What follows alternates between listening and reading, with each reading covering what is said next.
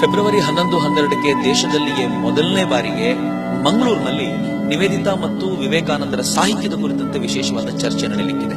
ಇಲ್ಲಿ ವಿಭಿನ್ನವಾದ ಗೋಷ್ಠಿಗಳಿರ್ತವೆ. ಈ ಗೋಷ್ಠಿಯಲ್ಲಿ ಇವರ ಸಾಹಿತ್ಯದ ಕುರಿತಂತೆ ಅನೇಕ ಚರ್ಚೆಗಳಿರ್ತವೆ. ಜೊತೆಗೆ ಎಲ್ಲಕ್ಕಿಂತಲೂ ಪ್ರಮುಖವಾಗಿ ವಿವೇಕಾನಂದ ನಿವೇದಿತೆಯರ ಸಾಹಿತ್ಯವನ್ನ ಹೆಗಲ ಮೇಲೆ ಹೊತ್ಕೊಂಡು ಹೋಗುವಂತ ತರುಣರ ಪಲ್ಲಕ್ಕಿ ಉತ್ಸವ ನೋಡೋದು ಅತ್ಯಂತ ಅಪರೂಪದ ಸಂಗತಿ. ಎಲ್ಲಕ್ಕೂ ಮಿಗಿಲಾಗಿ ಇಡೀ ಕಾರ್ಯಕ್ರಮದಲ್ಲಿ ವಿವೇಕಾನಂದರು ಪಶ್ಚಿಮದಲ್ಲಿ ಮಾಡಿರುವಂತ ಮತ್ತು ನಿವೇದಿತೆ ಪೂರ್ವದಲ್ಲಿ ಮಾಡಿರುವಂತ ಅಪರೂಪದ ಕೆಲಸಗಳ ವಿಶೇಷವಾದ ಪ್ರದರ್ಶನದ ವ್ಯವಸ್ಥೆ ಇದೆ. ಜೊತೆಗೆ ವಿವೇಕಾನಂದರ ಚಿಂತನೆಯನ್ನೇ ಆಧಾರವಾಗಿರಿಸಿಕೊಂಡು ಒಂದೊಂದು ಚಿಂತನೆಯನ್ನೇ ಕಾರ್ಯರೂಪಕ್ಕೆ ತರಿಸಿ ಅನೇಕ ರೀತಿಯ ಕೆಲಸ ಮಾಡ್ತಾ ಇರುವಂತ ಅನೇಕ ಸ್ಟಾಲ್ಗಳಿರ್ತವೆ.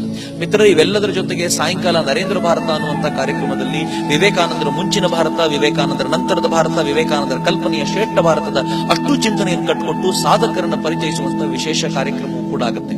ಎಲ್ಲಕ್ಕೂ ಬಹಳ ಸಂತೋಷದ ಸಂಗತಿ ಅಂತಂದ್ರೆ 21 ಅಡಿ ಎತ್ತರದ 16 ಅಡಿ ಅಗಲದ ವಿವೇಕಾನಂದರ ಚಿತ್ರವನ್ನ ಕೊಲಾಜ್ ಮಾಡಿರುವಂತ, ಬಹುಶಃ ನನಗನ್ಸುತ್ತೆ ವರ್ಲ್ಡ್ ರೆಕಾರ್ಡ್ ಆಗಬಹುದಾದಂತ ಈ ಅದ್ಭುತವಾದ ಕೊಲಾಜ್ ಚಿತ್ರವನ್ನು ಕೂಡ ಪ್ರದರ್ಶಿಸ್ತೇವೆ. ಅದರ ಜೊತೆಗೆ 10 ನಿಮಿಷದಲ್ಲಿ 108 ಸೂರ್ಯ ನಮಸ್ಕಾರವನ್ನ ಮಾಡುವಂತ ಒಬ್ಬ ತರುಣ ವೇದಿಕೆ ಮೇಲೆ ಪ್ರದರ್ಶನ ಮಾಡಲಿಕ್ಕಿದ್ದಾನೆ.